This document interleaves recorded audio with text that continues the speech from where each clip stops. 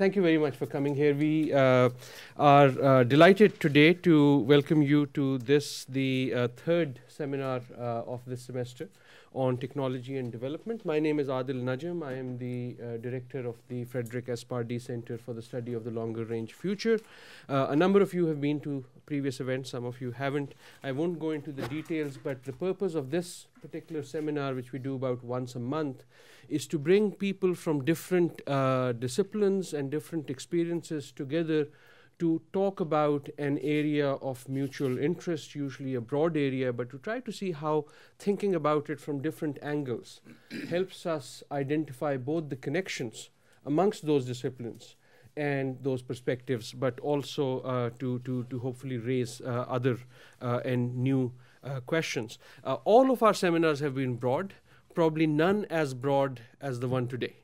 Technology and development is about as broad as you can get. So what we'd hoped in some ways to focus it, in some ways we don't want to focus it too much, but in some ways to do it is to really think about this question of technology and development, particularly in terms of poverty.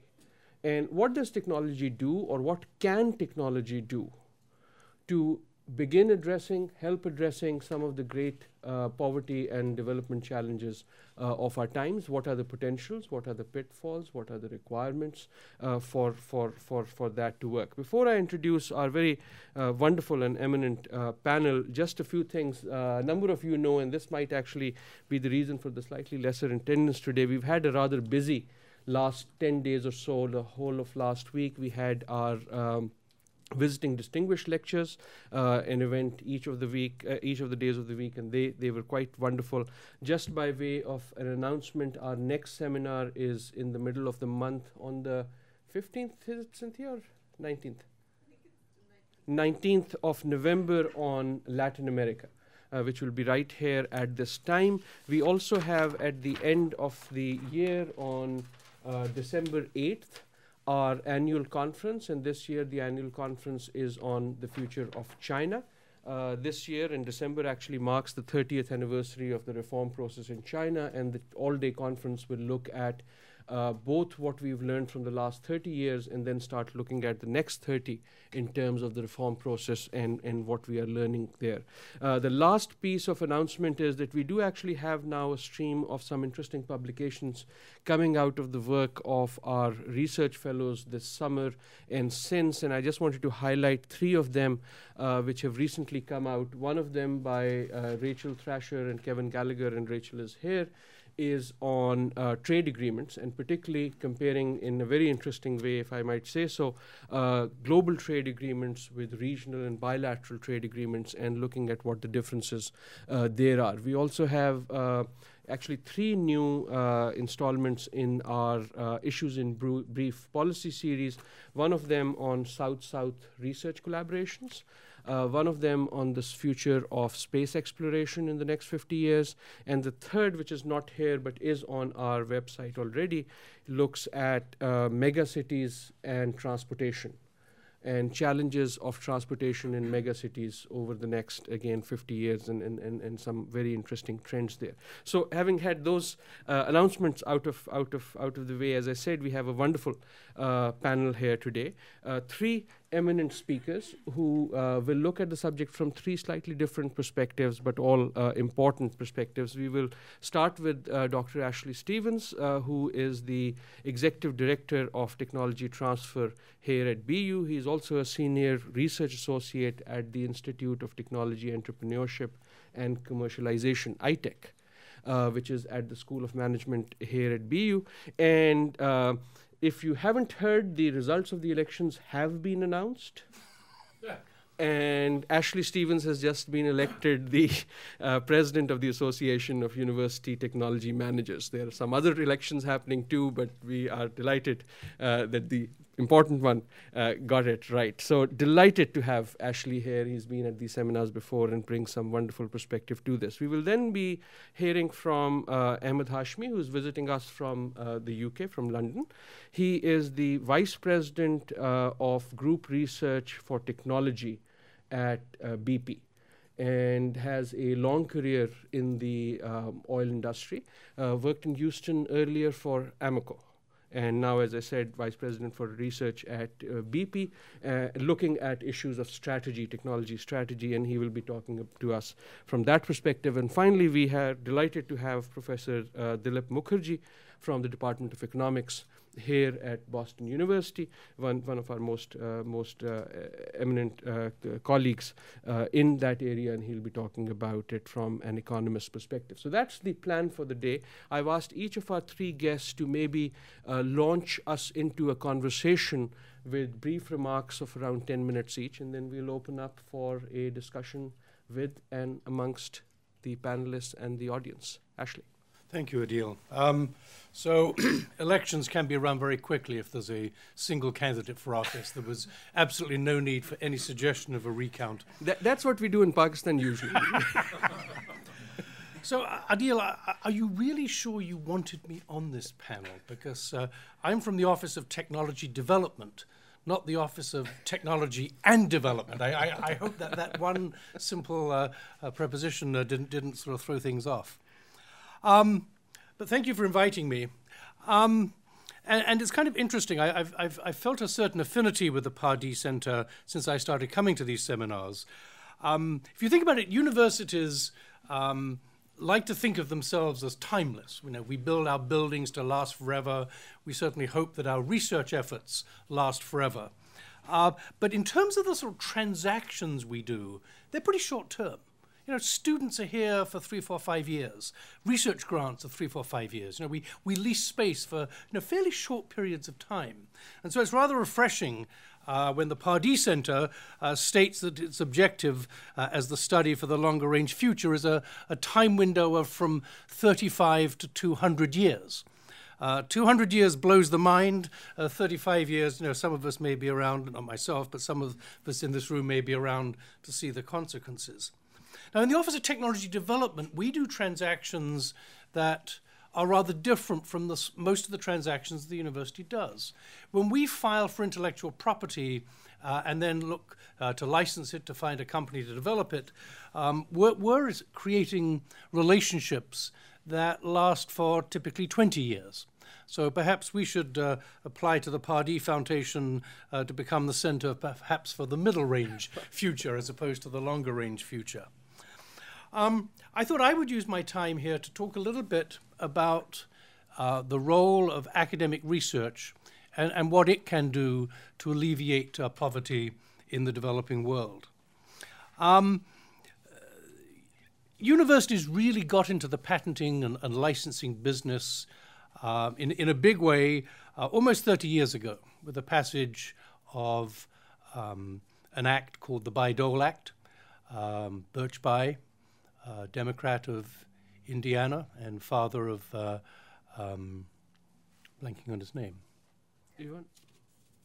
The current Bayh, the current senator. Yeah. And Robert Dole, the previous old Republican who ran for president and so on. The UK got into this, I think, perhaps next after the US when Margaret Thatcher had the wisdom to abolish the National Research and Development Corporation, which had a monopoly on British academic inventions and allowed the universities to take control of it. I personally think, and this is not the subject of the talk, that the Bayh-Dole Act has been highly beneficial and a key part of the transformation of the US economy into a knowledge economy. But it has become quite fashionable in some quarters to criticize it. And I thought it might be interesting to think a little bit about why do universities get involved in patenting things? Shouldn't our knowledge be available for all to have on equal access and for free? I think the answer of why you patent things is it gives you control of how they're developed. You can use them to create monopolies. You can use them to create egalitarian systems at your choice. And I'll come back to this a little bit later on in my remarks. I'm particularly going to focus on what academic institutions can do with their research in the area of healthcare, because most of the research that universities do is healthcare related. Probably at BU, it's somewhere around 2/3 to 3/4 of the research that we're funded to do is in the healthcare sector. You know, all of the medical campus, which is over half of our research funding, and then additional areas in biology and biomedical engineering and chemistry on this campus. And I'm going to start out with a story. It's a story that starts in the early 1960s in Michigan. And there was a scientist at the Michigan Cancer Center called Jerome Horowitz. And this was the era when it was thought that cancers were primarily caused by viruses. And so if we could work out how to shut down the virus replication, we could start to cure cancer. Horowitz discovered a number of transcription inhibitors that would prevent viral replication. And you have to put this in the context that, you know, DNA had only been established as the mechanism of heredity somewhat 6-7 years earlier. So this really was very early work. Of course, it's turned out that the majority of cancers are not caused by viruses, and so Horowitz's compounds were put on the shelf for, you know, the best part of the next 20 years. They got dusted off when AIDS came along, when HIV came along. And here clearly was a disease that was caused by viruses, and the opportunity to shut them down with reverse transcriptase inhibitors became highly attractive. The first of these was discovered by Burroughs Wellcome. They dusted off Horowitz's work first, picked on AZT, sent it off to Sam Broder at the NIH, who did some screening assays on a blind basis, discovered that it was effective, and that became the first AIDS treatment. Quite interesting in intellectual property terms, because all composition of matter protection had expired, and what Burroughs Wellcome was able to get was a method of treating patent, and that proved to be very effective to justify and protect the development of AZT as a drug.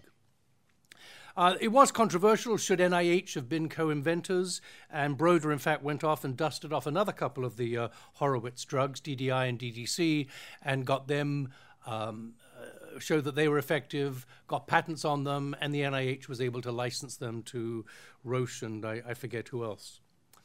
Fast forward a few years to Yale. And a very well-established medicinal chemist, William Prusoff, dusted off another of the Horowitz compounds, D4T. He developed it. He did the work on this with some partial funding from BristolMyers Squibb and with NIH funding. And as any US university does when it gets research funding from a company, I hope BP found this in California, but we granted them an exclusive option to an exclusive license to any results of the research.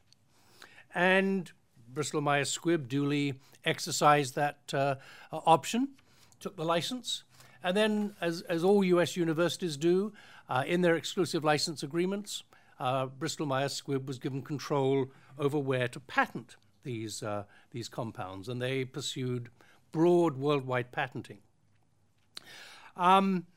D4T, stavudine, got approved by the FDA in 1994. It got the trademark Zerit, and it became a major component of the triple cocktail, and in fact it became the top-selling reverse transcriptase inhibitor for HIV in 2000-2001, until some side effects emerged which led to a decrease in its popularity.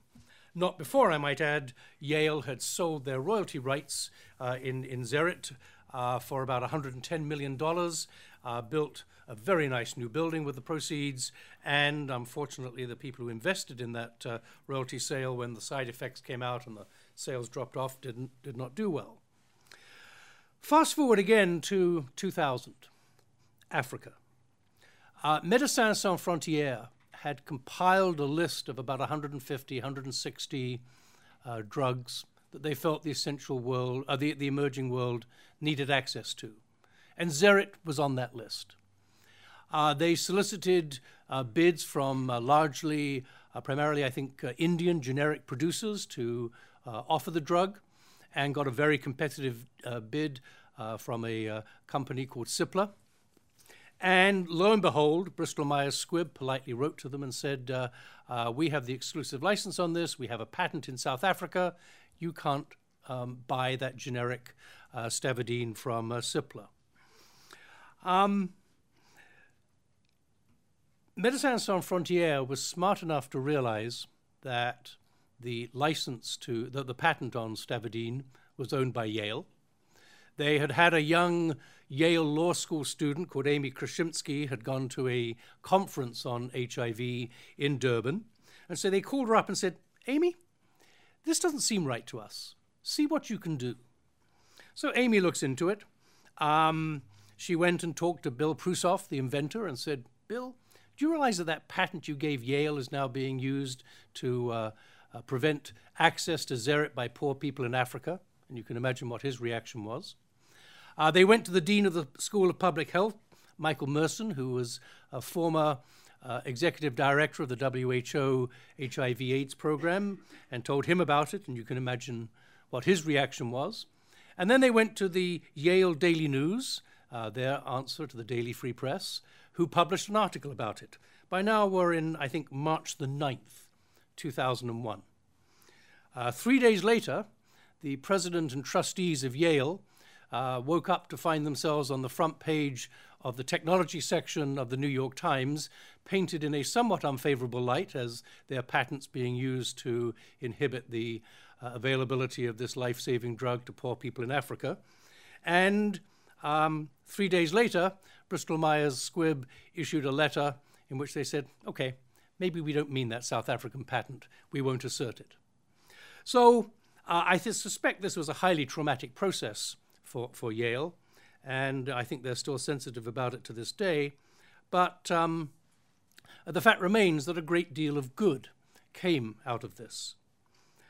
And BristolMyers Squibb finished up issuing a covenant not to sue Aspen Pharmacare, which was Yale, South Africa's primary drug company and a quite accomplished producer of generic drugs. So was this an isolated incident? Was this an isolated incident of academic research generating a drug that was important to the world's poor?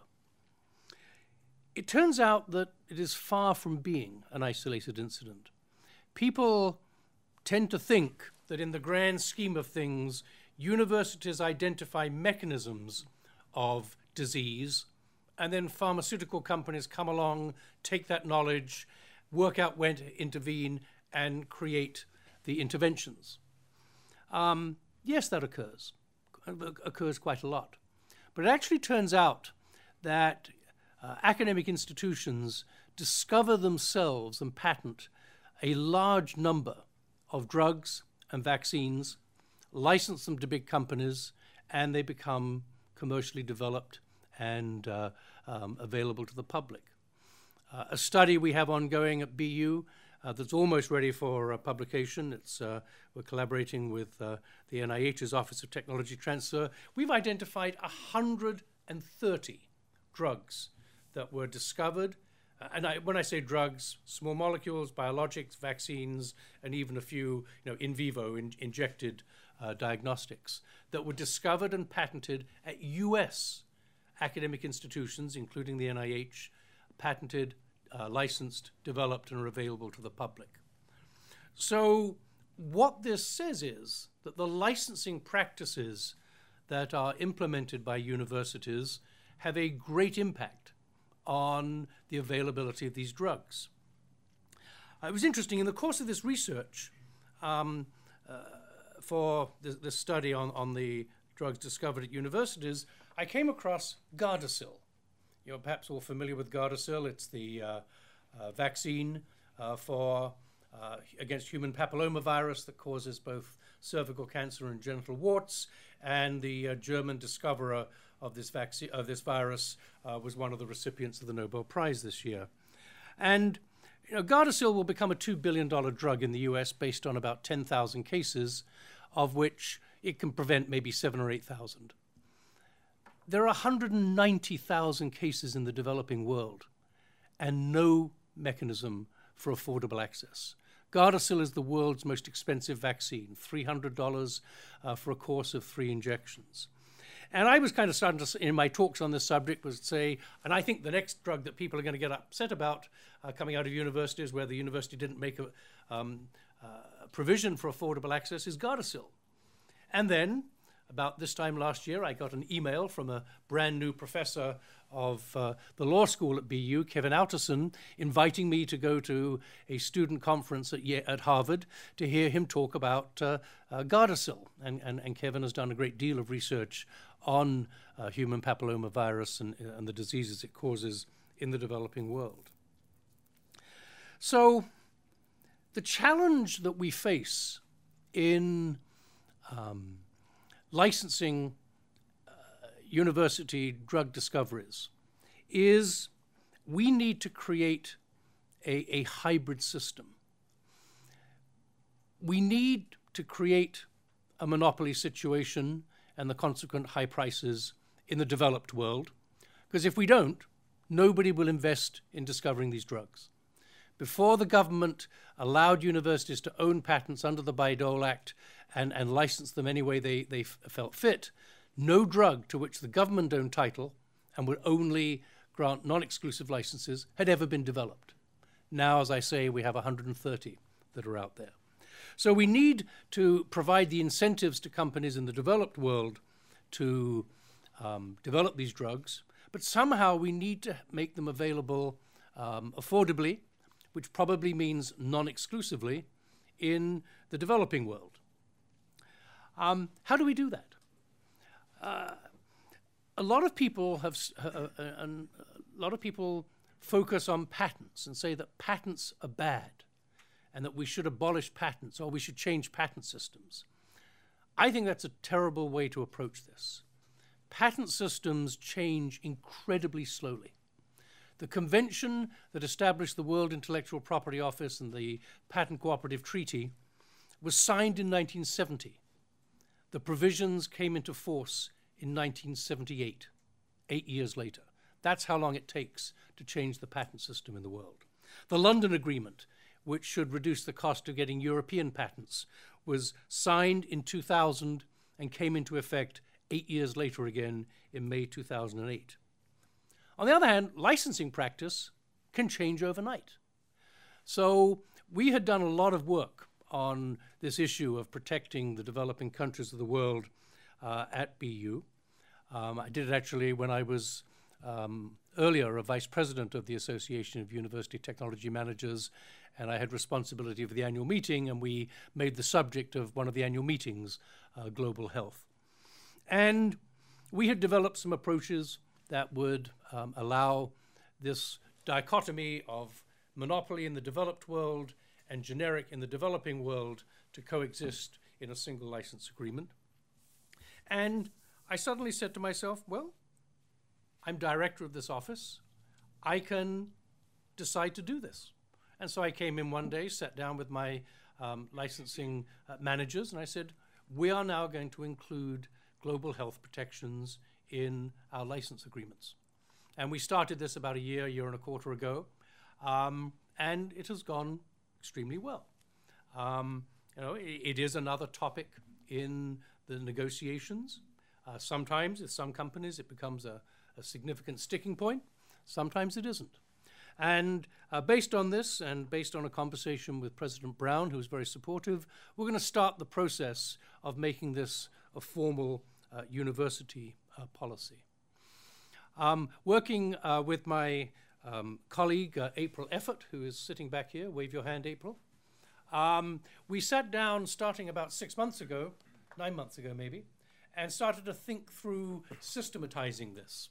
And this is a paper that we wrote, Les Nouvelles, which makes it sound like a newsletter. It's actually the Journal of the Licensing Executive Society, and I deeply wish they would change its name because I think that might help them get included in the Social Sciences Citation Index. And we identified 8 different mechanisms by which one can include protections in license agreements that will create this duopoly of monopoly in the developed world and generic in the developing world.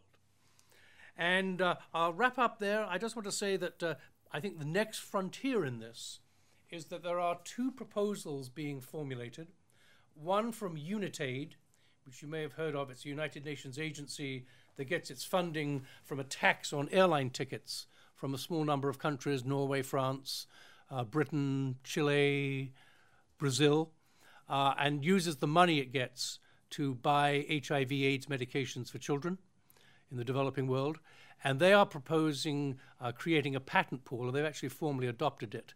And this would be a repository where universities and other institutions, and they're beginning to get some buy-in from some of the drug companies. Gilead and Glaxo are two HIV drug companies that have very advanced and far-sighted policies on making their drugs available affordably to the poor. And there's another not-for-profit agency in Geneva being established, being considered as a repository for these rights. So I think the bottom line is that universities are starting to think very intensely as to how they can use the results of their healthcare research to improve the healthcare needs and demands of the developing world. And I'll stop there. Mm-hmm. Thank you very much. Just demonstrated that it was actually not a mistake that we invited you to speak about technology and development. And it really sort of links to the next speaker, because part of the reason why we thought both the view from BP, from industry, and you would be valid, not only valid, but very, very useful here is, do we have the incentives right? Have we really thought about the incentives of making technology work for the poorest? In some ways, licensing is one of those incentives. Of course, the market itself is the incentive, or should we? And that's also a question. And when we come to Dilip, maybe he can also help us guide on that. One very brief thing that hopefully we will come to is that, do we still at the university level, which is a repository of a lot of research on development-related issues, have these incentives right? Is that enough to put that dual system, and where does that take us with issues like GATT and WTO? One final thing which reminds me, when you said it was very slow because it took 6 years or 8 years, in my world that would be very, very fast. You do know what GATT used to stand for, the General Agreement to Talk and Talk. So not to do that and pass it on to Ahmed Hashmi. Ahmed. Thank you, Adil. Can people hear me in the back without the microphone?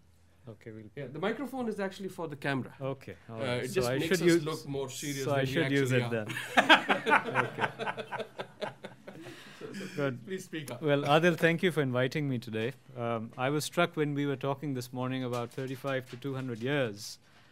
I was wondering, what am I doing here? Companies are managed on a quarter-to-quarter basis. But we do think longer term as well, although I'd say our longer term is probably more out to 2050. So what I've tried to do today is give you enough of an appetizer in terms of how we think about technology, policy, market, to foster a conversation. So I'll keep my remarks fairly short, and hopefully you can get enough to actually, we can engage after that. In terms of energy issues, I mean, they are a mosaic of techno, economic, geopolitical considerations. So I think it's a very relevant topic for the Pardee House to actually engage with our industry. Being a technologist, personally, I'm very interested in what technology makes possible. But I'm also a businessman. And at the same time, I have to be very interested in what policy will enable, where the markets are, and what the trends are. So if you think of my job, it's really about separating the should from the could. There's a lot of stuff we could do. What is it that we really should be focusing on? And that's the kind of framework I just wanted to present to you today. Now, through the course of the conversation, I will make a few projections. I will try and link economics and policy and technology. And in doing that, I'm reminded by, I'll be minded by advice I recently received by a civil servant in the UK, which was that by all means, give data and give dates, but never together. So I think that's also in line with the Pardee House way of working. So that works. Now, we all know what's going on in the world right now. So I think recent economic slowdown notwithstanding, we've had tremendous growth in the demand for energy over the last 10 years, last 5 years. And if you look at the energy growth, the demand growth in the world, you can actually break it down. First of all, the world GDP experienced its fastest consecutive 5-year growth since the 1960s through 2007. And the upward movement in the oil price was driven really by the fact that spare capacity went away. So there's always been this cushion which effectively evaporated in 2004, and that was really through the confluence of surging demand from all parts of the world, particularly China and India, but also in the US. Of course, oil is not the only commodity where prices rose, so same was true for metals, minerals, and agricultural products. Energy efficiency is something we look at quite closely. And when you measure energy efficiency, so what is that? It's the amount of input, energy that is used to create a unit of GDP. That's actually improving across the world. Now, in the non-OECD countries, what's happening is that there's rapid economic growth, there's population growth, and there are people moving away from agricultural-based activities into the centers, into the city centers. So even though you have efficiency improvements in energy, they're more than offset by the increasing demand for energy. So actual absolute energy demand is growing. The OECD picture is different. In the OECD, energy demand growth is balanced by the improvements in energy efficiency, so total demand is actually quite flat. In fact, it's declining in Europe. Now, the IEA, which is the International Energy Agency, their reference case forecasts that the world's energy needs could be 50% higher from today by 2030. Most of that coming from Asia Pacific. Now, of course, we know that oil growth has its cycles, but short of a severe and prolonged recession, our view is that there will be, we will resume the trend for demand growth that we saw over the past few years. There will be a hiccup. Things have slowed down, and they will continue to slow down for a while. So the question then for a company like ours in terms of how we think of strategy is, how do you meet this demand for energy? And in that, I would propose to you there are 3 different things to consider. The first thing to consider is there sufficient resource? And by resource, let's focus on hydrocarbon resource initially. So oil, gas, and coal. Is there sufficient resource to meet the world's needs? And again, we are planning out to 2050, so keep that in mind. Can governments and consumers feel secure in the availability of that resource to meet their long-term energy needs? And the third thing is, can the resource be developed in a manner that is environmentally sustainable? So those would be the guiding principles, if you will, in terms of how we think of strategy. As you know, fossil fuels today form the backbone of energy provision for the world. They account for about 85% of the primary energy that's produced in the world. The most aggressive scenario, again, going back to the IEA's forecasts, we don't do forecasting because we don't believe it's a very, productive endeavor, but we do look at other people's forecasts. The IEA's forecast would say they have a reference case, which I just quoted earlier, which projects a 50% increase, and then they have the alternative case, which is really around implementation of all of the energy security measures that governments are discussing, as well as all of the climate change measures that the governments are discussing. If they were all implemented, what would that do to the high carbon fuels? And you'd expect a big breakthrough in alternative energy, and you'd expect that fossil fuels will go down. Well, the only thing that happens under that scenario is that there's 75% provision of energy from fossil fuels by 2050, as opposed to 85% today. So for a long time, fossil fuels are here to stay with us. So going back to our first question, is there enough oil and gas and coal out there? So from the perspective of geology, technology, and industry capability, there remains a wealth of resource to tap. A lot of you may have heard of topics like peak oil. So I'll just give you some data. At current consumption rates, the world has 40 years of conventional oil and gas, conventional oil, and 60 years of gas, conventional gas. And by conventional, I mean the easy stuff to produce, the traditional stuff coming out of the Middle East, the US, and elsewhere, Russia. So 40 years of oil, 60 years of gas, which can be recovered with existing technology, today's technology. Technology in our business does not stand still. So you can imagine even more can be recoverable as time goes by. So that's one point. The other point is there's a huge amount of unconventional resource, which will someday be referred to as conventional, but today it's not. Things like heavy oil sands in Canada, in Venezuela, shale oil in the US. There's huge amounts of oil and gas as well, gas being tight gas, and by tight we mean that low permeability gas which doesn't move that easily underground, or coal bed gas trapped in coal bed methane reservoirs. So there's a lot of that out there as well. And besides, you've got about 150 years of coal, and nobody's gone exploring for coal in a long, long time. So who knows how much more of that is out there. So I think we don't subscribe to the view that there will be peak oil. More likely there will be peak demand before there's peak oil. Now moving on to energy security, that's a growing political issue, and you look at all the rhetoric and the stump speeches that have recently, I was in Houston last week and watching the debates, the speeches, and there's a lot of talk about weaning ourselves off of foreign oil in the US. So this is clearly a growing political issue, and it's the same in Europe, it's the same elsewhere. And the anxiety is actually made worse by the dislocation of supply and demand. So where does the demand for oil sit versus the supply of oil? And it's the worst, when you do that balancing, it's the worst for oil. It's slightly better for gas, and it's a whole lot better for coal.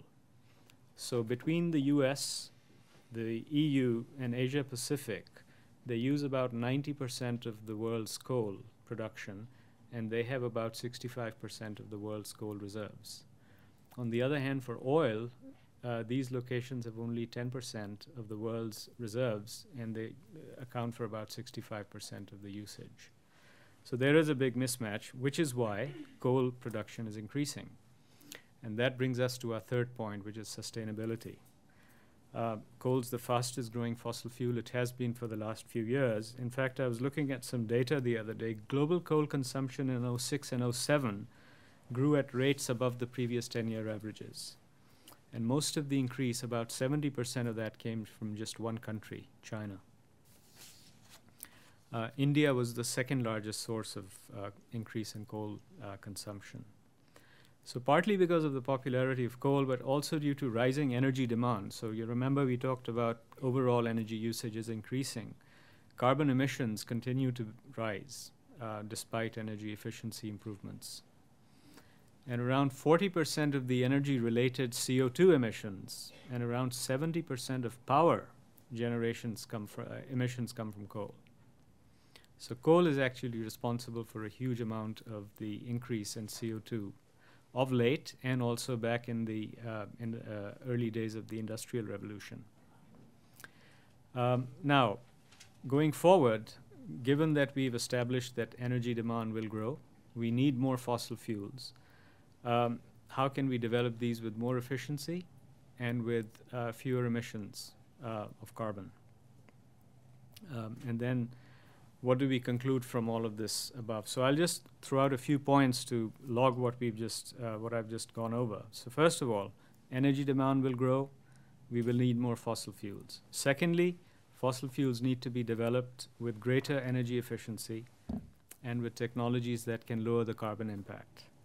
Third, energy security is a concern, and both for sustaining the standard of living in developed countries, but also to feed economic development in less developed countries and developing countries. And then new low-carbon technologies need to be developed, so they are in the mix. I would say that alternative energy is here. It's not a future, it's here today. But for them to have material impact, they need to be more competitive. I mean, coal is still far and away the cheapest source of power. The next cheapest source is about 1.5 times more expensive, and that's natural gas. And then solar is way off the scale. Wind is about as competitive as natural gas today, but there are few wind sites. So that's the issue there. And then in framing the solutions to meet our needs in a manner that's sustainable, technology and policy have to work together. So one informs the other. Policymakers can actually enable, and well-judged policy is very important. Making technology bets that are policy-driven too early can have disastrous effects. I mean, if you think of biofuels, that to me is a classic case study in how policy can actually hurt the system. If you think of longer term, advanced biofuels, which do not compete with the food chain, are probably a much better policy bet to make than to go with subsidies on corn, ethanol, for example. So that's why it's important to have these well-judged policy bets. But I think, again, technology and policy have to inform each other. And that's a very important premise that we base our conversations on inside the company around where to invest. And we already have many of the technologies that are going to be needed to address these energy needs for the future. And I would say there are no silver bullets in any of this. We have to do a whole host of different things. So I think I'll stop there, and then hopefully that is enough to get a conversation going out there. Mm-hmm. Thank you for laying that out. Again, I don't know if Dilip will be going into it, but I wanted to flag a question which we might want to come back to later, which is really the last point. I think the missing perspective here is that of policy. And when I hear the two of you, universities and industry being two of the major manufacturers of technology, if you will, it seems in either of those cases, sort of looking out for the interests of the poorest might be left on policy here, and whether policy makers do actually do that or not. And if they were to do that, how either universities or industry would respond makes me wonder. Professor Prahalad tells us that there are great fortunes to be made at the bottom of the pyramid. And that may well be right. The question also is whether that helps those at the bottom of the pyramid, or only those who are making that fortune. But I only wanted to throw that out so that it's not lost when we come back. Didn't mean to structure sort of Dilip's remark here. We've heard from sort of two of the major sectors, health and energy. Thoughts on from someone who's looking at issues of development and poverty. Dilip Mukherjee. Thank you. So I'm an economist, academic economist, and economists love to quote Adam Smith and about the invisible hand. When I was planning this talk, I jotted down sort of three main issues, and I decided to focus on one and not the other two. One was market power and intellectual property rights. I'm very glad you did that, and environmental repercussions. And so I'm very glad you did that, because I decided to focus on the third. Never be third on the panel. Sometimes it works. So what I'm going to talk about is primarily effects on inequality and poverty, and challenges in terms of regulation and governance in dealing with problems of dislocation and adjustment from the perspective of poor countries, and in particular India and China, which I know better than other parts of the developing world. Let me start with some background sort of macro perspective on the issue of technology and development. I'm going to focus later on challenges and problems, so I need to say this at the outset to avoid misunderstanding. Technology is undoubtedly perhaps the most positive developmental force in the long run, historically. It's been essentially the way that the world has avoided Malthusian doom. It's the way that health has improved so markedly in the last 200 years, life expectancy going from a worldwide average of around 40 to around 70 today. And economists who sort of studied, technological change and growth, depending on which country you're looking at, which part of the world you're looking at, but no matter what you put into the research exercise, and there are people who've spent their entire lifetimes sort of trying to decompose technological change from all other factors, especially factor accumulation, which is savings and population growth and education, when you separate that out, you extract this residual, which is called a TFP residual, total factor productivity residual. And it's always, no matter what you do, at least 40 to 50% of growth. Now, this residual, however, is a residual, but that corresponds to a notion of technology that's pretty broad. It is not just blueprints, not just know-how, not just equipment, not just machinery. It's not just new products and new inputs. It's often ways of doing things. It's improved quality of products. It's organizational forms, management and contracting methods. And all of this is embedded in an infrastructure, in the availability of complementary skills, and most important, in regulatory and governance process. So the problems and challenges that arise in particular is in dealing with the implications for the management of the absorption of technology, because most developed countries, the technological upgradation is not happening through R&D, it's not happening through innovation in those countries. It's mainly the process by which they are catching up, the process by which they're imitating or absorbing new technology from abroad. So now this process has changed markedly. Between 1950 and 1980, development was pretty much driven by governments in the third world, strategy of import substituting industrialization. So technology upgradation was part of a strategy focusing on sort of withdrawing from the rest of the world, doing it yourself, learning how to do it yourself in capital-intensive industries in particular. Inspired by the Soviet experience between 1920 and 1950, so it's a process that's led and controlled by the government. Went against the comparative advantage of most developing countries, which was in primary products and unskilled labor. And it was based on a theory of fast growth because the investable surpluses were argued would be higher under capital-intensive industrialization, which would eventually trickle down to the masses. Now, it did not lead to much fast growth. It did not trickle down very well in the form of employment creation or high wages for unskilled labor. It was environmentally disastrous in many cases, lots of smokestack industry. And at the same time, governments focusing mainly on leading this process of industrialization did not invest much in health or public health or primary education. And so there's a fairly poor record of human development. Of course, there are important exceptions. China and Korea are in primary education, and India in higher education. So around 1980 onwards, I think the process of technological change is coming through an entirely different process we refer to as globalization. So it's now based on a strategy of openness to trade and foreign investment. And this is bringing developing countries closer to focusing on their comparative advantage, becoming part of a global arrangement of production where foreign multinational corporations or domestic corporations are providing the technology, are investing in direct foreign investment or outsourcing to LDCs and are selling worldwide. Their incentives to locate in LDCs are based on advantage with respect to labor, resources, as well as supporting infrastructure and governance. And the technology upgradation is happening through imports of machinery, transfer of technology through joint ventures, licensing arrangements, and direct foreign investment, and higher export orientation of these countries, which requires quality upgradation and access to superior inputs. And the role of government accordingly is, become more in a supportive role. They become more friendly and receptive to large corporations. And it's kind of accepted now as a way of life, as a fact, that there's a close connection of technology to economies of scale, with some exceptions, perhaps in biotech or in HYV rice. But there are important economies of scale that have to be reaped in order to improve technological productivity.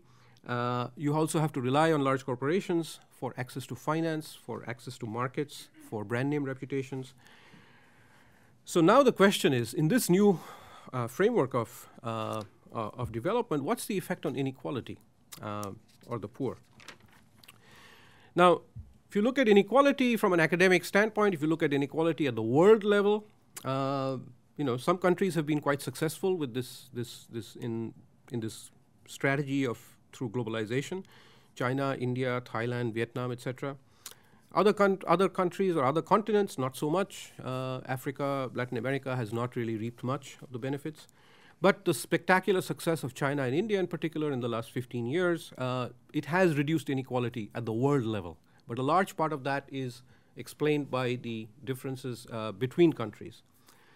However, political tensions arise within countries, and so what matters for that is inequality within countries.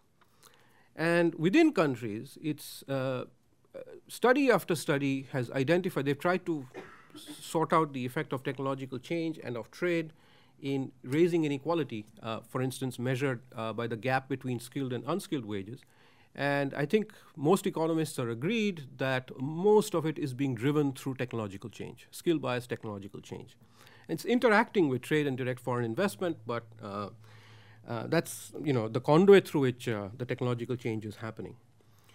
And this is compounded by the fact that globalization is also restricting the role and the ability of governments to redistribute.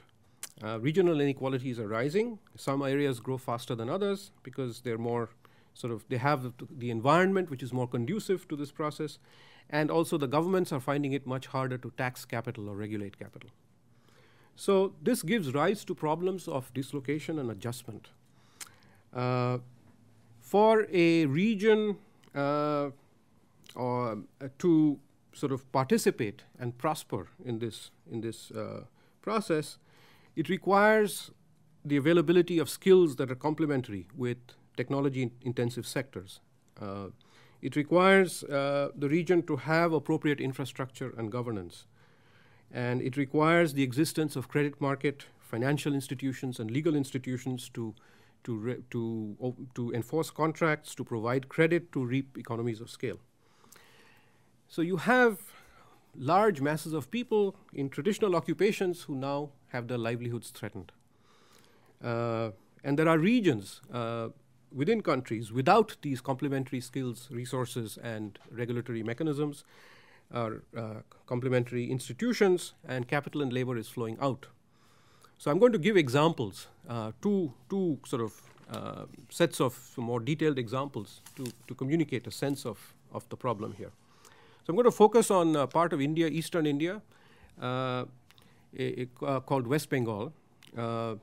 Tata, which is a large corporation in India, wanted to build a nano car, which was going to cost $2,500. It's supposed to be on the market January 2009. So they were looking for locations where they were going to build a factory. And there was a lot of competition between different states in India for the nano factory, but eventually the West Bengal government offered them land, which was one of their main, the location and the land was the most important. So they selected a location 40 miles from Calcutta, off the major highway, fairly close to the port. Now this happened to be prime agricultural land, very fertile. What the West Bengal government did, paradoxically, the West Bengal government is dominated by a left-front coalition, which has been in power continuously for the last 30 years. Which carried out land reforms and some decentralized governance in the 80s and the 90s. But since the mid-90s, agricultural yields have plateaued in the state. There's sort of rising unemployment and sort of land sizes have been shrinking as a result of population growth. And this left-front coalition realized the need for it to take an active role in industrializing in order to provide employment. So they acquire land from the farmers. They promise land to the Tatas on a 99-year lease, free of charge, nearly free of charge. Then they acquire the land from the farmers. Now, some farmers are unwilling to sell. The amount of land involved is not very large, just 1,000 acres. Now, some were willing to sell. Some were unwilling to sell. About 300 acres was disputed. There was a disagreement about the price. That was part of it. Should the price be an adequate compensation for the farm yields that are going to be forsaken, or should they be given more? And also, what is the right agricultural yield to form the benchmark for this price? So you have about, people owning about 300 acres of land who are disaffected by the price. And part of the argument is about should they just be compensated on the basis of the yields that they were currently, or the incomes they were currently earning, or should they also benefit from the future appreciation in the land that would arise once the factory was up and running? The other part of the problem was that the land records of the West Bengal government were very poor, so often it was not clear who owned a particular plot of land. And then finally, there were a lot of land that was being leased out to tenants who were also going to lose their livelihoods. So how were they going to be compensated? Problem was even more acute with workers who were working, these hired hands. How can you even establish whether somebody was working on a particular plot of land? Local people, I think I went to this particular area. I surveyed households. I've been carrying out some studies of marketing arrangements in this particular part of where the Tata factory was coming up. Of the local people, I perceived that the poorest of the poor would benefit enormously. The wage rate was projected to increase from about 80 rupees a day to about 140 rupees a day.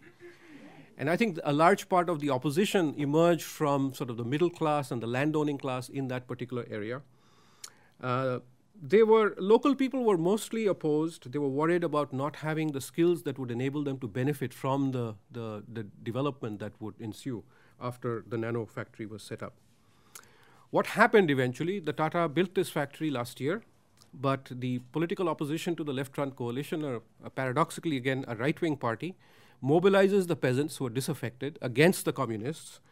And eventually, this happened a month ago, forces Tata to withdraw its plant.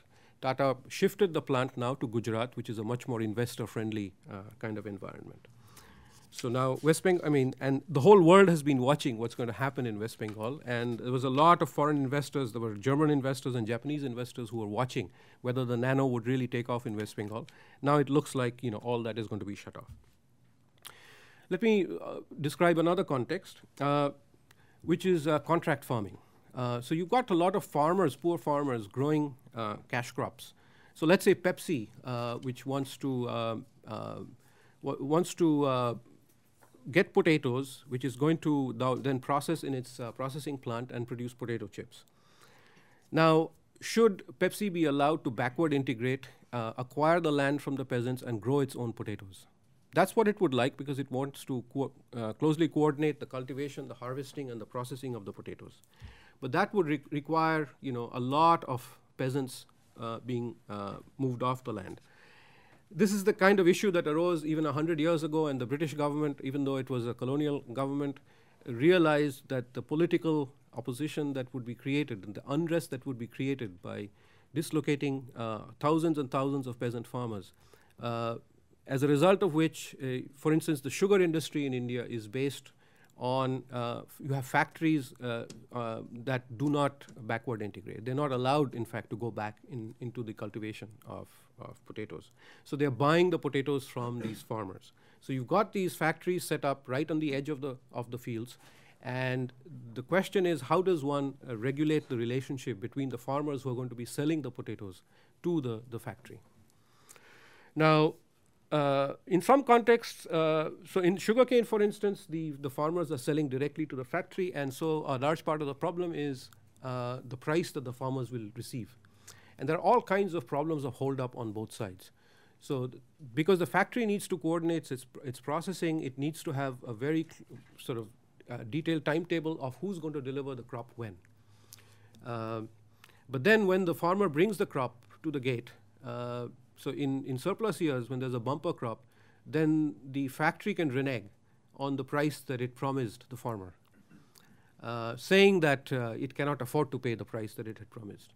In years when there is a shortage of sugarcane, the farmer can take his crop elsewhere and start a bidding war between different factories. So there's problems of hold up on both sides. And this has given rise to a lot of tension over the years in sugarcane. In potatoes, the farmers typically sell their crop through middlemen.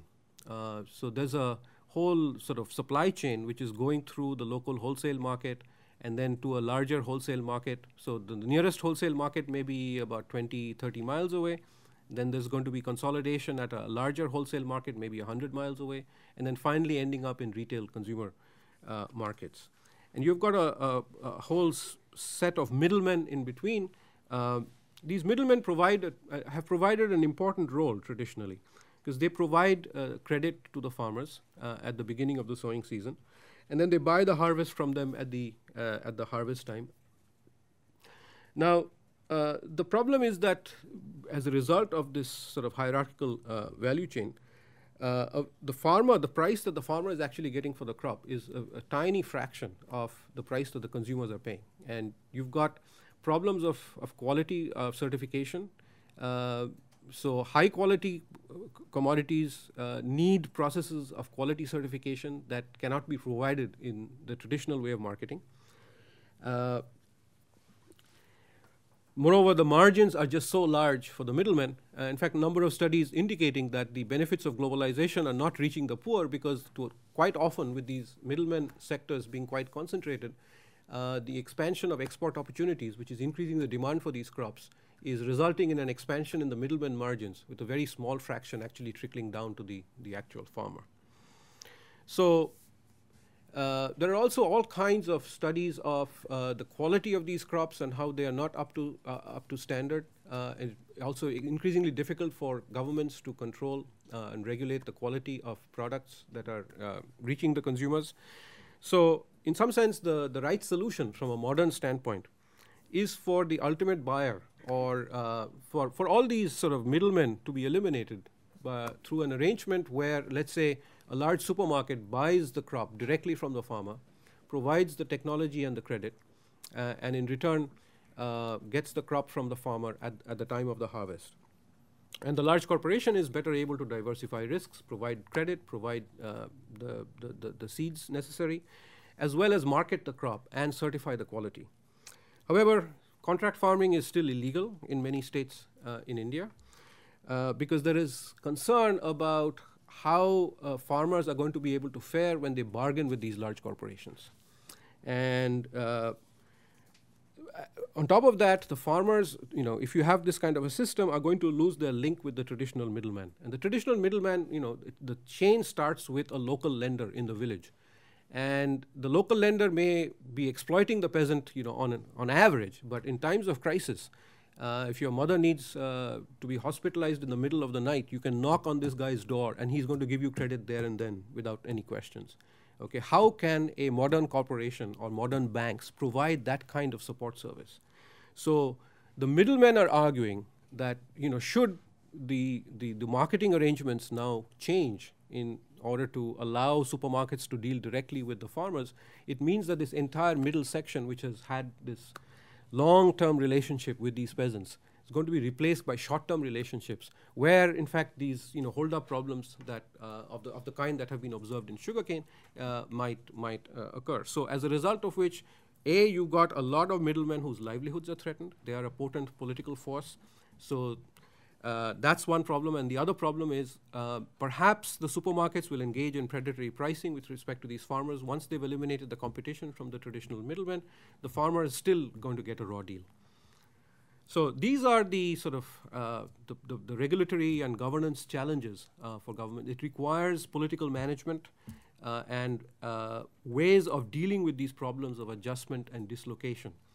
So there needs to be some thought about how to create these new organizational forms, contracting institutions, supporting mechanisms of credit, as well as processes of human skill upgradation that will enable the poor to take advantage of the globalized era. Thank you very much, Dilip. This has really been sort of a really wide-angle view of multiple points of interest here. In particular, I wanted to sort of thank Dilip for highlighting this aspect. The technology is not just the gizmo or the product, but also the processes and the systems that come with it. As I was taking notes, I realized we've talked about health, about energy, really the big sectors of the economy: health, energy, auto, food processing. The one that wasn't mentioned, rather surprisingly, was IT. And one of the common examples usually given is of the cell phone, and the cell phone as this metaphor of technological leapfrogging. But the really sort of large question on the table here, and I'll open up with this to see what our audience might have to ask or comment, is there seems to be a consensus, unless I'm hearing it wrong, that technology is a major driver of development, but technology is not unto itself secular in the sense that it's a much more complicated process of how it affects development, not simply through that product, but through the process itself. But I'll let my colleagues comment on that. Before we open up, any comments from either any one of you on what any of the others have said? No? We have a mic there. As I said, these mics do not magnify the sound, but they do help record what is happening, and we'll be putting this up on our website soon. John Hammock back there. Yeah, hi. The last speaker was said that basically that the technology was liberated in 1980 with the economic system that came in the 80s. It liberated technology in the private sector. I would just wonder, with the changes in the economic system that are taking place today, whether that liberalization of technology being in the private sector, whether there will be a major transformation in the economic system, which will then impact technology, if you understand what I mean. What kind of changes? I think that the economic system over the last 20 years, 28 years, driven by the private sector and globalization, is in crisis at this moment. And the question is, would that then affect the future of technological change as this economic system tries to figure out where it's headed? And sorry, could you elaborate on the nature of the crisis? Well, I was just thinking of the current crisis in the markets. I see. And the current crisis, and actually wondering whether economics is just about growth and income, or whether we should be looking at a more human development aspect of development, which is broader. Yeah, I mean, the current crisis is really the effect on developing countries is kind of a consequence of a financial contagion problem in Western financial markets. It's not sort of, the epicenter of it is certainly not in developing countries, but there are, suffering considerably because, it's typical of the kinds of psychology following these financial meltdowns. International investors withdraw their funds from emerging markets because those are the markets they know the least about. So we saw this in the mid-90s when, as a result of the tequila crisis in Mexico, people started pulling out funds from Brazil and Argentina, creating a tremendous crisis there. When the Thai crisis broke in '97, the repercussions were felt by Indonesia 6 months later as funds were being pulled out of Indonesia. So there is going to be some fallout of this for developing countries in terms of access to direct foreign investment. So already one is hearing about, apart from repercussions on the financial markets in India and China, one is also seeing a slowdown of direct foreign investment and increased layoffs. So where this is going, I have no idea, because if you ask, let's say, governments in India, I don't think they envisage going back to the kind of strategy that we saw between 1950s and 1980s. They feel they do not have the capacity, and more importantly, they don't have the funds. And they also realize that they don't have the competence. So my guess is, I don't think we are going to really go back to a system which is going to rely more on the public sector. There's probably going to be more talk of regulation, but I think that's exactly the theme that I was trying to push, that the process of globalization requires a process of governance and regulation that takes into account the political repercussions as well as the substantive implications for inequality, and make sure that a large section of the population is benefiting from the process. Otherwise, it is threatened. And what we saw in West Bengal, my story with the nano, was precisely that. When, as a result of the increasing inequality or perceived inequality between various interest groups and the inability of the Left Front coalition to manage that political process, I think the state lost out. So I'm absolutely. I think it's a very, very important issue that you raised. Can I also ask maybe Ashley and Ahmed maybe to tackle part of what the question was, and if I might rephrase it, the crisis we are seeing is being talked about as a financial crisis. In terms of globalization, of course, technology was seen and is seen as a major driver of it, along with the opening of the financial markets. What might this do to technology development in the sense that Ashley was talking about and you work on? What might be the impacts of this crisis? Are they only financial system based, or might we see some different type of manifestations in technology development, whether it be in health or in energy? Either one of you? Yeah, I'll have a go at it. I think there are two things to keep in mind here. One is the the pathway that was initiated in the late 70s and on into the computer age, so linking back to IT, what has happened over the last 2 decades is the democratization of technology development. And that has been supported to a large extent by the pervasive improvement in education systems around the world. It's the availability of information to researchers. It's the internet. None of that's going to go away as a result of this financial crisis. I think at the same time, corporations have realized that they're actually doing themselves a disservice by holding on to all of the research that they think they need for their business. Because A, it raises the cost of the research, because research does fail. It should fail to deliver products. Otherwise, you're not being sufficiently risk-seeking. So I don't think that's, I'm a little concerned that, we have models like the pharma model. I wonder how sustainable that model is as the world turns, and how things, because there is so much risk that's placed on single companies in the pharma model. Now, will those companies be able to weather the storm is a question for me. So I think the future is about lowering the cost of technology access to all parties concerned, whether it be corporations that actually apply that research, or whether it's institutions that engage in that research on behalf of others. Because the bottom line is, it is getting a lot easier to conduct research anywhere in the world. Not so in the pharma model. Yeah. Right. I think one of the things that people who do what I do worry about a great deal is what we variously call the gap, the valley of death, the stage of development that these very high-risk embryonic technologies have to get to be at the point where we can persuade a corporation to pick them up and run with them. And I think some of the approach to this is philanthropic.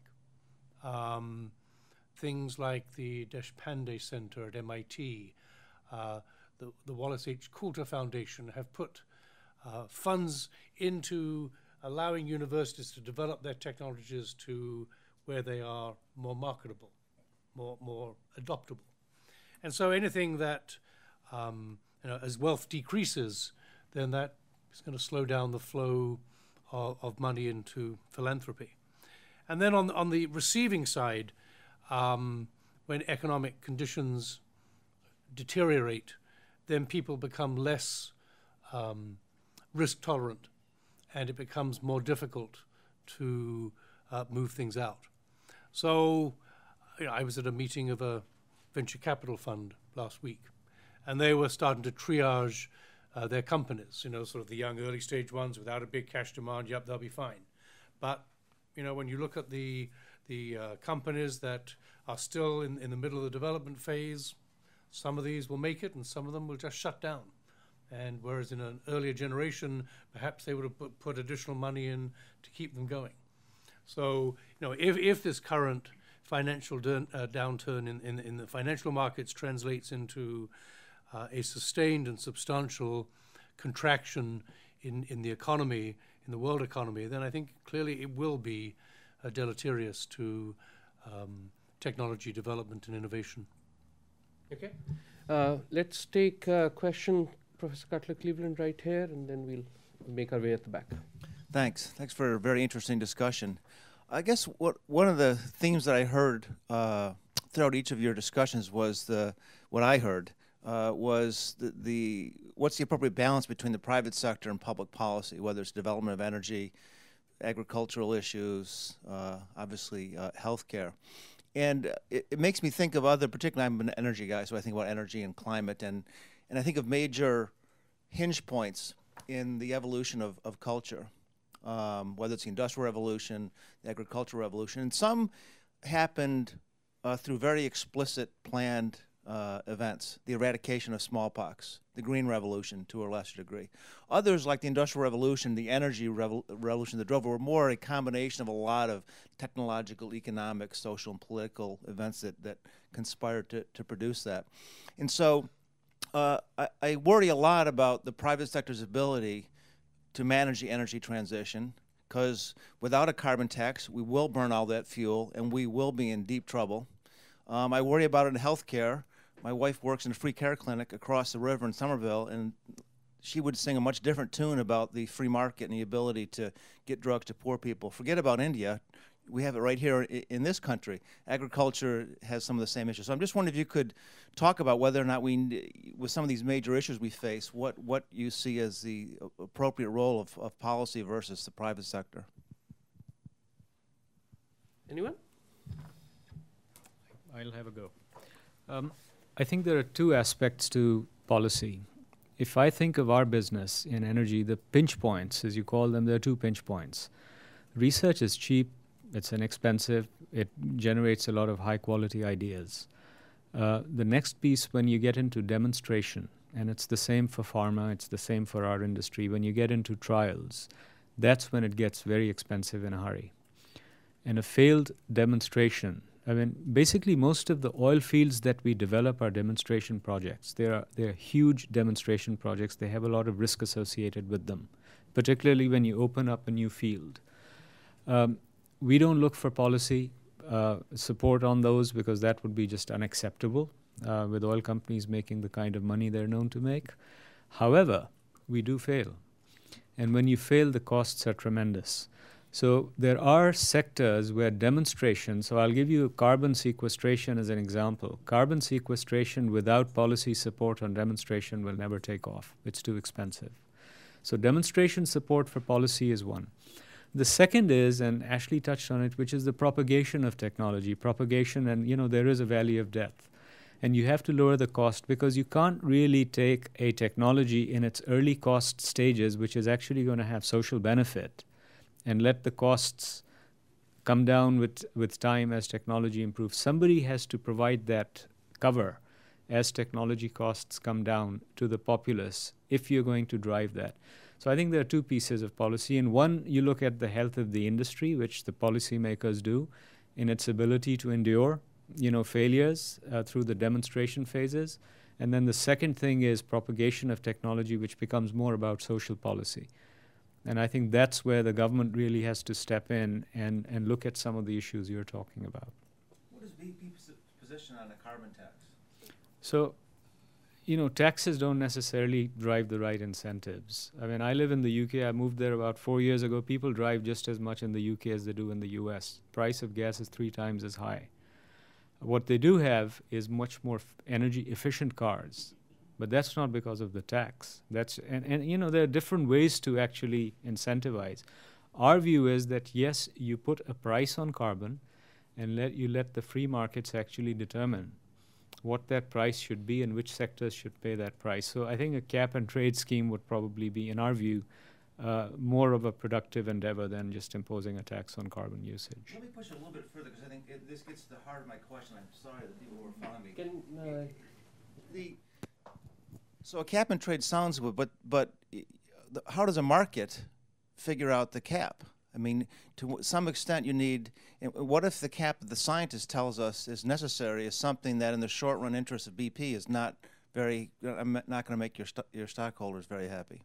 Yes, I think that's for the stockholders. I mean, I was discussing earlier this morning, there's analysis out there which says what is the carbon abatement cost of different technologies. And there are technologies out there that actually have negative costs today. Why wouldn't the consumer actually take those technologies on, changing the light bulbs to energy efficient light bulbs, lowering the weight of the cars, going to more efficient gasoline engines? Those are things that can be done today. So why jump to the most expensive thing right as the first thing? That's point number 1. I think point number 2 is that you should actually allow the free market to determine what the right cost is. Putting a tax on will actually have, taxes always have unintended consequences. I mean, look at the subsidy, which was a reverse tax on biofuels did in the US, or to the world for that matter, in terms of corn. Corn to ethanol today does not compete at $100 a barrel oil. And yet we were giving subsidies to make it compete at $40 a barrel. And look what that did to corn prices around the world. So I think it's a question of how limited do you want to make the policy effect so that it actually drives the thing you want to drive rather than actually take a lot of unintended consequences and collateral damage with it. Very briefly, either of you on the first part of the question, role of government, role of policy? I tend to be negative on government in these areas. These areas being technology or pharma? Yes, yeah, internationally, because just look at the U.S. ethanol policy. That was a policy of one government, one country, and it got it wrong.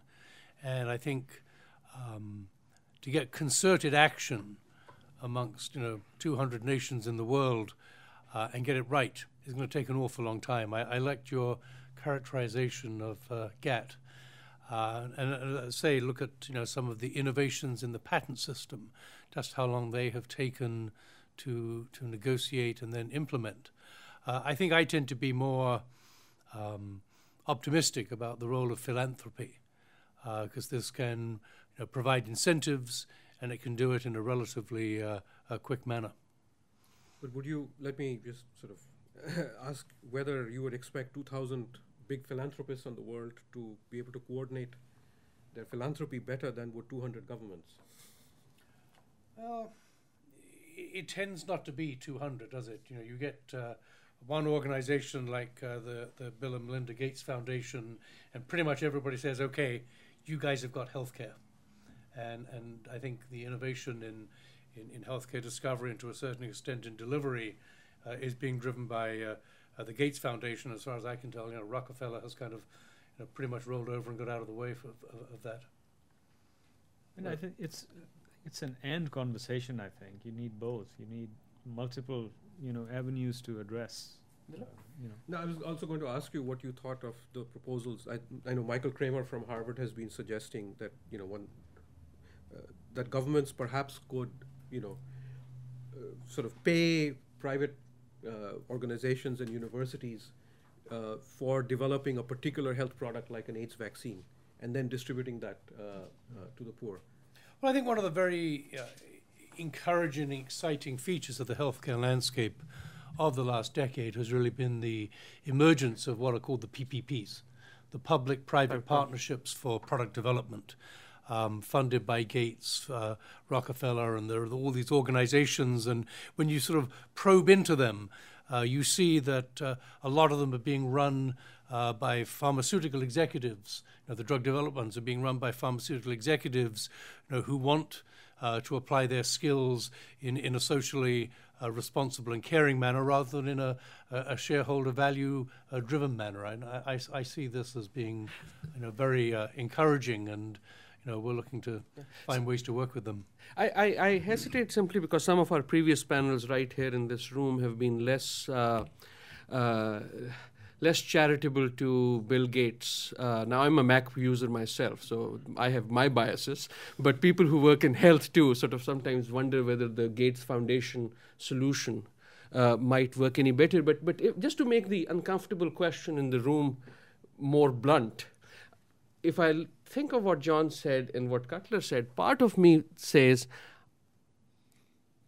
are we awaiting some sort of a breakdown of the way we do technology development, just like we have seen with the financial market, where a lack of regulation and a belief in the market seem to have combined? Is that somewhat...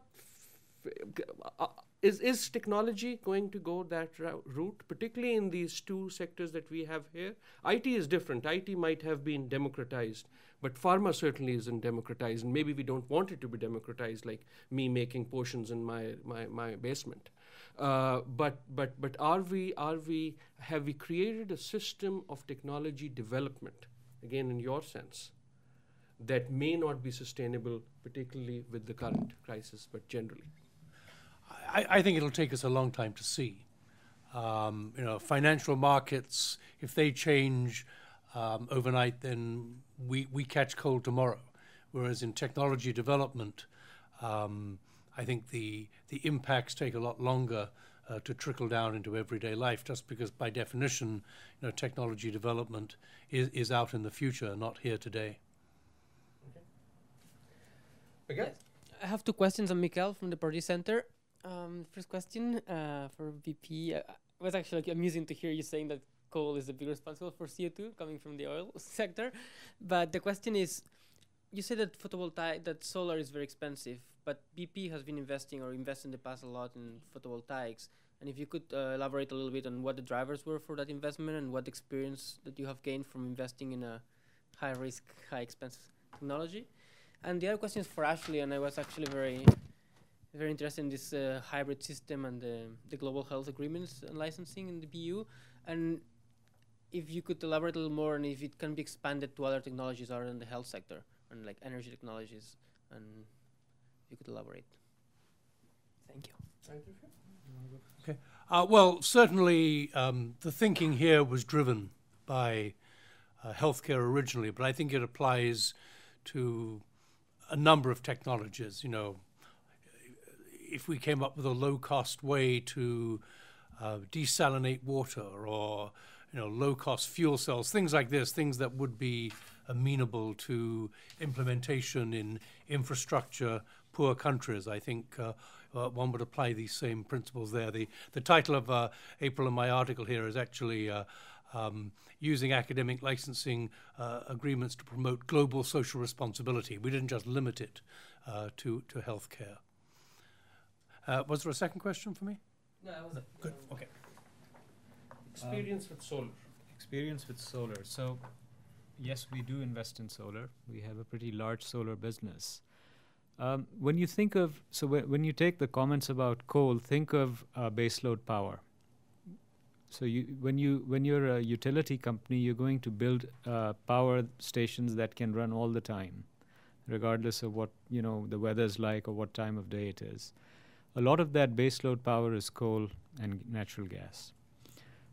Then you get into the higher cost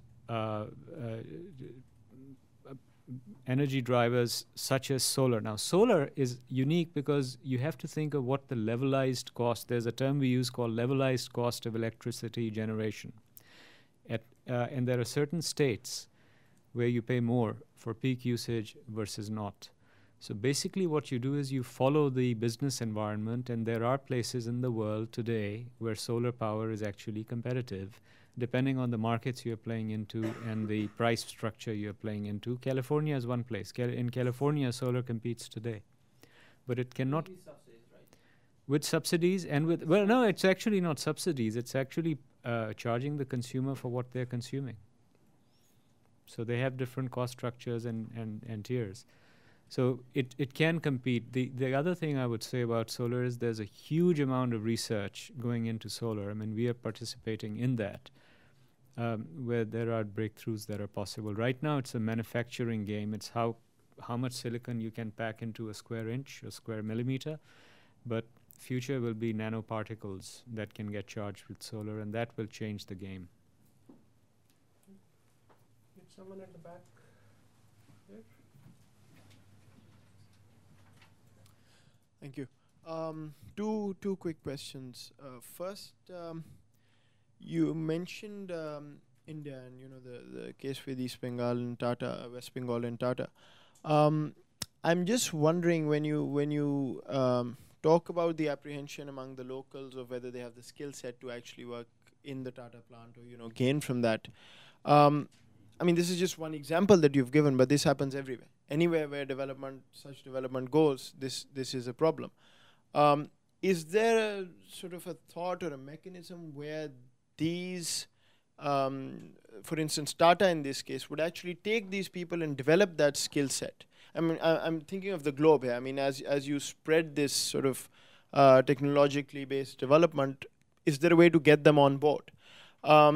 Because when we talk about, you mentioned Gujarat as more investor friendly. Frankly, a lot of times we mention investor friendliness, it's talking of the power of the state to be able to get those people out of there. That's basically what it is. Either it's because there's not enough mobilization or whatever the reason may be. So that's one. And to make that short in the last question because of to you, sir, just very simply, I know you mentioned it before this discussion, but where does BP stand on nuclear?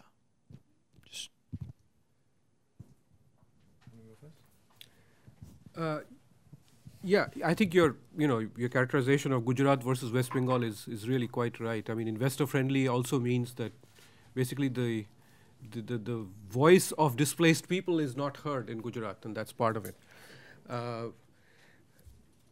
But with regard to the first one, yeah, I mean, part of the package that was being worked out involved Tata committing to employ, people from some of the displaced families.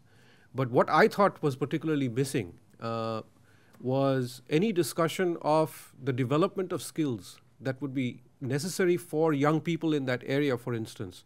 So you need to combine sort of processes of compensation for those people who are, unlikely to be able to acquire new skills, people above a certain age and so on. So you work out some kind of a voluntary retirement system, so akin to a voluntary retirement system. But then you want to take young people in that area and think of the kinds of skills that would be in demand when you have all the ancillary parts and all the jobs in, that would be spun off by the plant would come, as well as all the service sector that would be associated with it. And so what was conspicuously missing was any discussion of a strategy that the government would have in place to impart such skills, or at least, ease access to training that would create those capabilities. But I think that goes back to the question that Cutler raised, as well as as the first question. I think here the government really needs to be very important. Not, the thing is not going back to the government actually producing the sugarcane or the potatoes. That was the model of the 50s to the 80s. But now the role of the government is sort of with regard to managing and regulating the whole process. Which is not just in a negative sense. It's not just, managing the political opposition. It's not just making sure that there are legal, systems available for dealing with contractual disputes.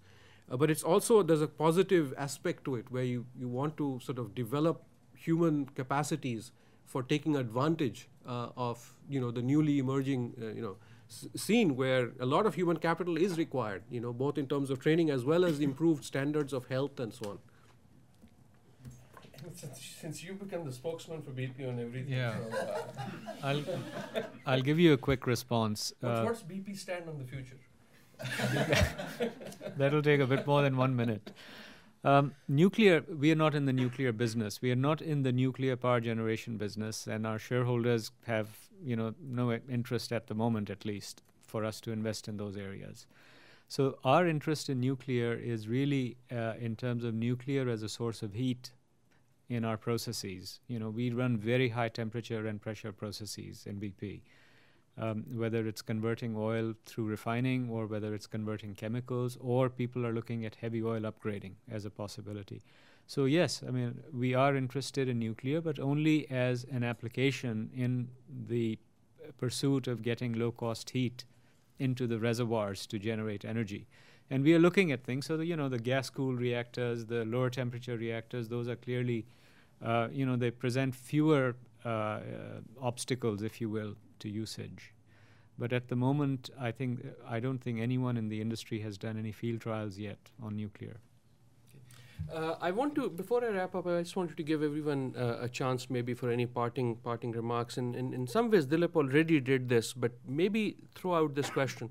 In your area of focus, what do you think would be one or two things or hurdles that, if removed, would improve the likelihood of technology working for development? What could happen that would make that happen? What hurdle could be removed? Like Dilip mentioned, here is what the type of role that government could play. And do you have any thoughts of that nature or any other final remarks? And then we'll end. Ashley, we'll start from you and then come this way. Well, U.S. universities get most of their research funding, probably 65% or so, from government. And I think one of the things that we truly need is a stable and predictable path of funding availability. The NIH budget was doubled over a 5-year period. And everybody thought, whoopee, this is great. And then it went whack, horizontal.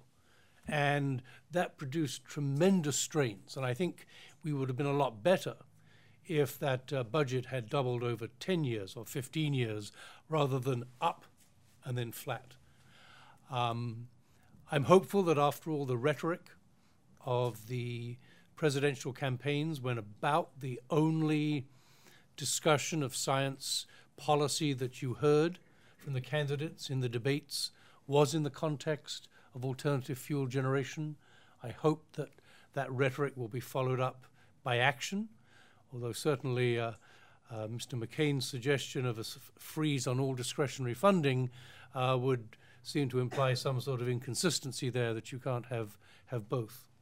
So I think we need to pay attention to the funding source to universities, where so much of the long-range innovation that impacts the longer-range future comes from. Philip, any parting words? No. Emmett?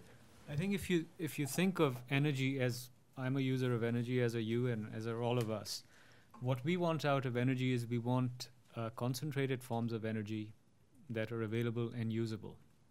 But that's not how energy exists. So energy exists underground or coming from the sun, and it's diffuse. So the challenge here is, how do you take something that's diffuse and not concentrated and convert it into a usable form? And the link back to development for me is that you lower the cost of that conversion. I mean, basically we are converters. That's the business we are in. We convert one form of energy into another. You lower the cost of conversion and you personalize it. Just like we have laptops. Now, what if you had something where you could actually take sunlight and you could convert it yourself at smaller scale and at a price point you could afford? I think the big breakthroughs are going to be in two areas. One is in energy storage technologies. If we have breakthroughs in those areas, it will change the world in terms of what people can use, because now you can take energy and you can move that around. And the second area is in terms of being able to upgrade fuels to where you don't have to have such large refineries. I mean, building a refinery is a multi-billion-dollar endeavor.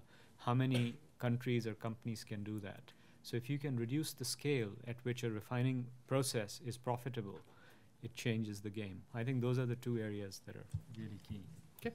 Thank you very much, all three. This has been probably the most ambitiously broad discussion we've had, but as we had hoped, I think it highlights the need again to think through the whole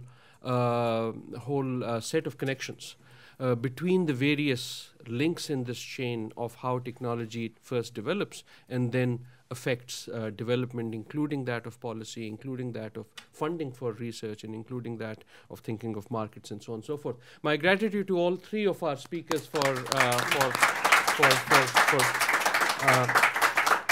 being here. We have a little gift for each one of you in front of you to remember Pardee Center by, but I hope you will do that even if that wasn't so. Thank you all for coming. Thank you.